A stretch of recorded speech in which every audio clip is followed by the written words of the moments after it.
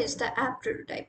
Once the user creates an account successfully, user will be asked to fill personal information like current diagnosis, their medications, and their dietary preferences, also exercise routine and current symptoms. Once if it is all set, based on daily login, he'll have a dashboard like this with all the healthcare matrices.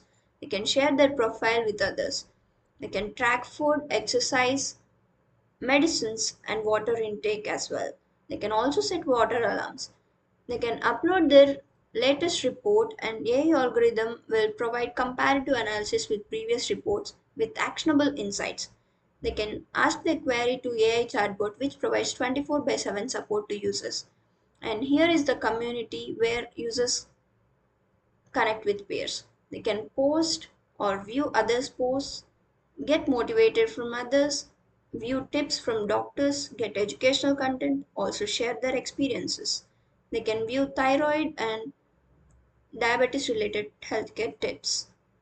They can ask doctors whatever the specific queries they have. They can put it in community, and some of the doctors in the community will respond, but it might take some time. If they want a quick response, they can always prefer using AI chatbot.